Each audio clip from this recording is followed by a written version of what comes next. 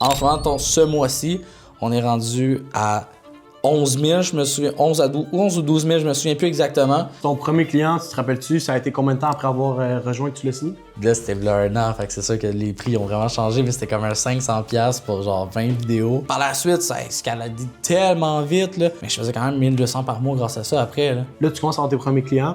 Là, qu'est-ce qui se passe? Parce que là, moi, je sais l'histoire après ça qui va venir. Tu sais, tu parlais que tu as eu un gros mois en décembre, tu avais fait 10 500$ en un mois. C'est un objectif qu'ils ont, là, le fameux 10 000 par mois. Comment toi, tu t'es senti quand tu as vu ce montant dans ton compte? J'ai pas forcé, je suis pas un gars de la construction, j'ai pas de salaire, je suis pas un médecin, je suis pas ci, je suis pas ça. Fait que tu sais, t'as toutes les barrières se déconstruisent partir, c'est comme le premier palier, 10 000. Là.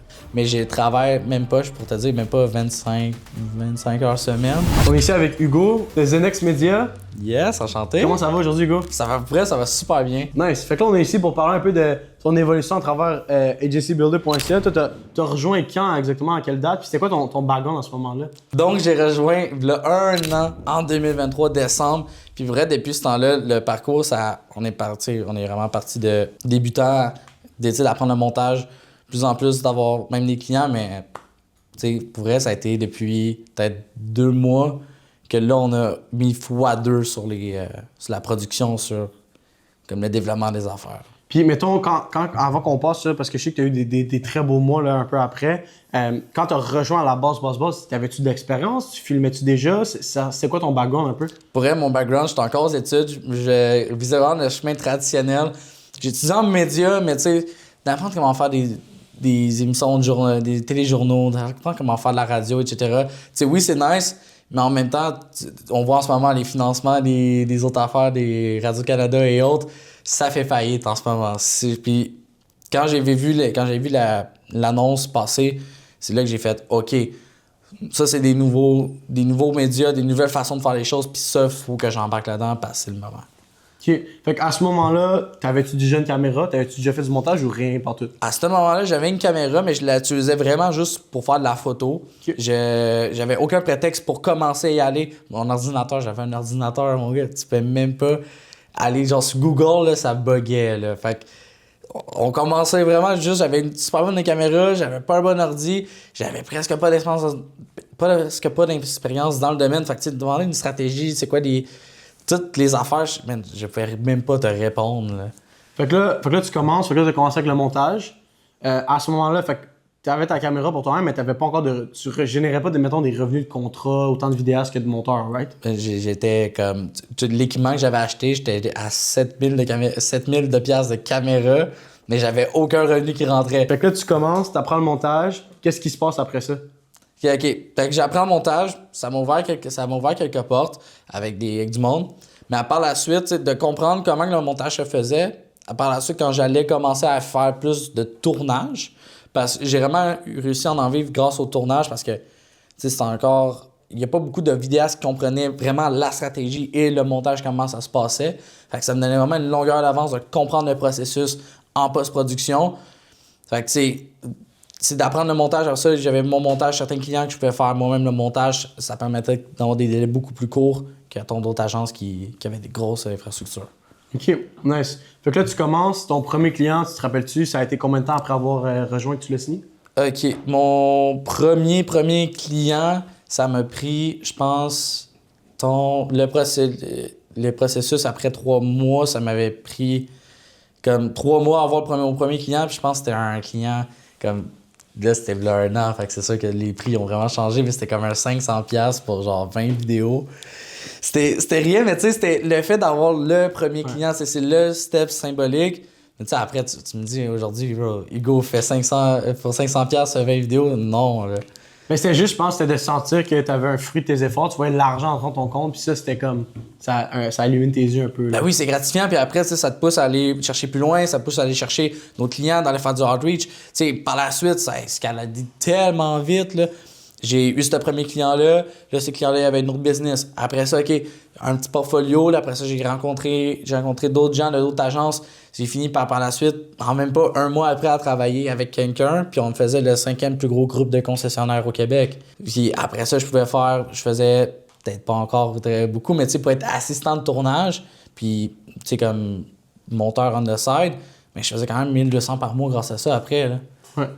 Puis là, après ça, fait que là, t'as l'escalation. Fait que tu pars de rien, t'as déjà un setup de caméra, mais t'as pas réussi à rentabiliser. Là, tu commences à avoir tes premiers clients. Là, qu'est-ce qui se passe? Parce que là, moi, je sais l'histoire après ça qui va venir. Tu sais, tu parlais que t'as eu un gros mois en décembre, t'avais fait 10 500 $ en un mois. C'est quoi l'évolution là, entre 1200 et 10 500? C'est quand même une grosse marge. Là. Pour vrai, c'est de devenir sharp parce que, tu sais, il y a au Québec, mettons, chemin traditionnel. Chaque année, il y a des milliers de personnes qui étudient en cinéma. T'as du plein de monde qui étudie en marketing. Puis ça, depuis des dizaines d'années. Fait on s'entend, il y a un bassin de gens qui se connaissent en marketing. Tu sais, les universités sont pleines pour les gens en communication. Mais le problème, c'est qu'il n'y en a aucun qui comprennent les réseaux sociaux. Ceux qui le comprennent sont soit sharp ou ils pensent qu'ils sont irremplaçables. Fait qu'ils ont un maudit d'ego là, surdimensionné. Puis il n'y en a aucun qui s'en renseigne sur les nouvelles stratégies. Puis ça, d'être toujours dans le bain, puis d'être capable de toujours évoluer constamment, de se développer un nom, de développer une fiabilité, de développer que quand quelqu'un te parle, tu es capable de connecter avec le client, puis le client fait « Oh, OK, tu te laisses une bonne impression », c'est ça qui fait en sorte que on passe de 2000 à ça, parce que tout ce qu'il y a eu, c'est un momentum, tout ce qu'il y a eu, c'est une habitude qui s'est créée. Je commençais plus en plus à connaître les décors, connaître les stratégies, etc. Mais le fait que si j'avais juste resté, mettons, dans un rôle, puis j'avais pas voulu essayer de grandir, j'aurais resté à faire peut-être 10 000 $ par mois, puis ça aurait pas progressé. J'ai des amis vidéastes que ça fait 5 ans qu'ils font la même affaire. Ils font la moitié de ce que je fais par mois maintenant. Puis ça fait 5 ans, moi ça fait 1 an et demi. Là. Même pas, ça fait 1 an. Là. Je pense que c'est la preuve que quand tu as le bon système puis tu fonces avec, tu peux vraiment aller plus vite que tous les autres. Puis tu sais ça, fait que toi, tu étudiais à la base en cinéma. En média. En média, puis t'as-tu fini dans le fond ou à un moment donné, tu t'es rendu compte que... Ça, c'est assez drôle parce que j'ai arrivé à la fin, après, il me restait comme 1 mois et demi à la session, puis j'ai juste fait, tu sais quoi, je me lance à 100%. Je me souviens quand je suis allé voir ma mère était entrepreneur, mais ma mère, tu sais, les parents, quand tu leur annonces ça, sont. Tu sais, il y en a qui sont pas sûrs, mais ma mère était comme, gars, si tu penses que c'est la bonne décision, fais-le. Puis j'étais comme, ouais, c'est la bonne décision. Tu sais, de sauver comme Samuel Nadeau, comme il disait, 30 heures par semaine que tu sauves de ton temps, de trafic, de ci, de ça. C'était une libération. Puis il n'y a pas de retour en arrière quand tu t'engages. Tu as un pacte avec toi-même, tu te dis, il faut que ça marche. Ben oui. Puis là, maintenant, ton quotidien, ça ressemble à quoi? Parce que là, en décembre, tu disais que tu as eu ton plus gros mois, c'était... C'était 10 000 quelques, mais on avait eu atteint la barre des 10 000. Nice. Donc, comment tu t'es senti quand tu as atteint cette barre-là? Parce que tu sais, je pense qu'il y a beaucoup de monde que c'est un objectif qu'ils ont, là, le fameux 10 000 par mois. Comment toi, tu t'es senti quand tu as vu ce montant dans ton compte? Pour vrai, c'est assez spécial parce que, mettons, tu sais, la plupart du monde, c'est de se dire, OK, 5 000 $ par mois, c'est comme, je pense, la moyenne de tout le monde, right? Fait que tu te dis, OK, dans ce mois-là, j'ai fait le salaire de 2 personnes. C'est-à-dire, OK, j'ai fait ça, mais j'ai à peine forcé, j'ai pas forcé, je suis pas un gars de la construction, j'ai pas de salaire, je suis pas un médecin, je suis pas ci, je suis pas ça. Fait que tu sais, t'as toutes les barrières se déconstruisent par, c'est comme le premier palier, 10 000. Là. Ouais. Puis maintenant, ton horaire, ça ressemble à quoi? T'sais? Est-ce que tu trouves que tu as une meilleure liberté? Je sais pas, tu parles d'un médecin ou d'un gars qui travaille sur la construction, ça ressemble à quoi ton horaire? Même la transformation de décembre à maintenant, je peux dire que je suis beaucoup plus, je veux dire, riche en termes de temps. En décembre, c'est parce que j'avais fait un mois record au niveau de tournage, au niveau de contrat. J'avais travaillé pour une compagnie aérienne en Ontario. Mais en ce moment, ce mois-ci, on est rendu à 11 000, je me souviens, 11 ou 12 000, je me souviens plus exactement, mais j'ai travaillé même pas, je pourrais te dire, même pas 25 heures semaine. Fait que tu sais, puis celle-là, je travaillais j'avais des journées à 2-3 tournages en décembre, mais là, même là, c'est encore un autre chiffre. Un autre chiffre, c'est, tu sais, t'atteins les barrières, puis là, tu te dis, OK, maintenant ma valeur est rendue.